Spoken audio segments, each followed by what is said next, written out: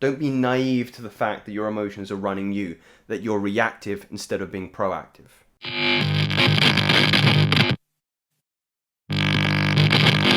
So I had a very interesting question that was posed to me the other day regarding my stint of sexual abstinence. They said, aren't you horny all the time? Don't you get blue balls? And it's questions like this that really are the epitome of the misunderstanding of Western culture on emotion.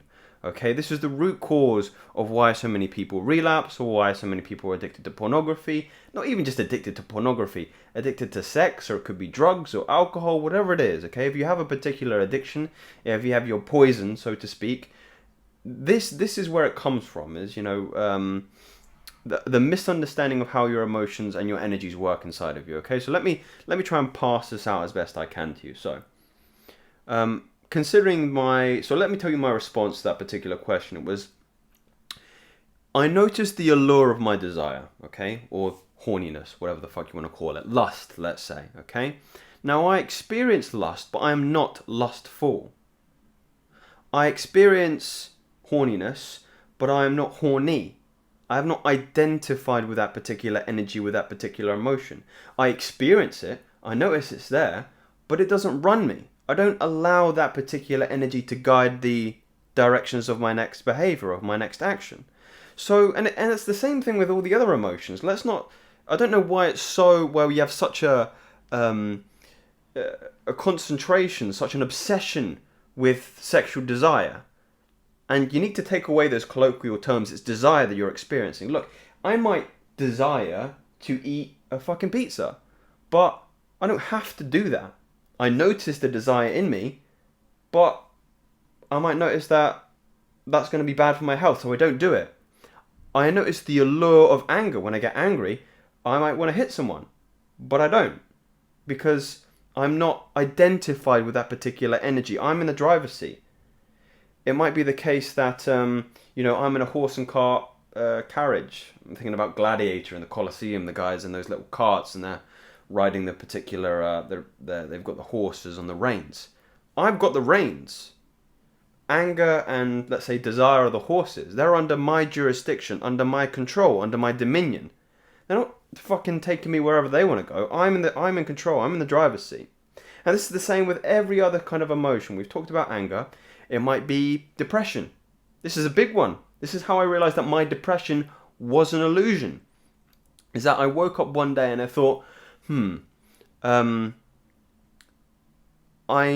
bet I'm going to get depressed today. That's an interesting thought to arise in you. Oh, another day where I'm going to be feeling depressed. And there's that fragmentation of between the I and the depression. I'm not depressed. I experience depression. This is why meditation is such a crucial practice that really needs to be compulsory, in my opinion.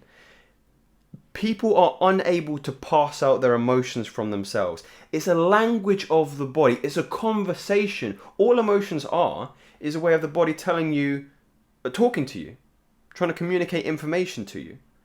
And the language, the dialogue that is happening whenever lust arises in you is, I'm feeling desirous, okay? I'm in the energy of desire. But I don't fucking let desire run away with me.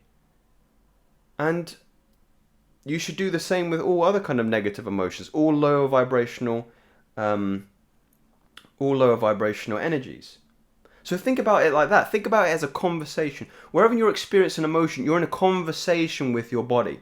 Look, if me and you were having a conversation on the street and I tell you to fuck off, you don't have to fuck off. That is your will. That is your choice. You have jurisdiction over your behavior. If I tell you to fuck off and you go and fuck off, you're no longer the master of yourself. That's a very crude way of, that's a very crude analogy of passing out that particular problem. But you have to do your due diligence, do your homework, sit in silence with yourself and do that deep work. Because you're not going to be able to communicate effectively with your body if you don't do that deep work. You need to check in with yourself. If it's not meditation, it's journaling. Journaling and meditation, any kind of self-reflective activity, is just you having a conversation with the body. You know, you wake up in the morning, you may talk to your wife, your partner, you may call up your friends and ask them how they're doing. Do you ever ask yourself how you're doing? How the body is feeling? What particular energy you're in? Journaling's so effective at this. It's about identifying what particular energy you're in and then confirming it through a particular affirmation technique that I won't give too much information on. That's on my course. You can buy that below if you want to learn more about what I'm talking about.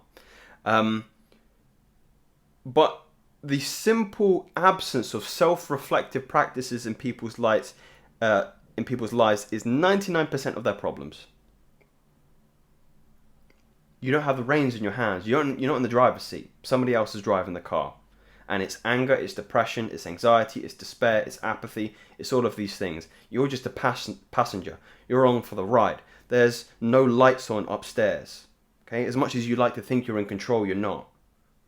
Don't be naive to the fact that your emotions are running you, that you're reactive instead of being proactive. And the greatest pursuit of that is probably the act of sexual restraint.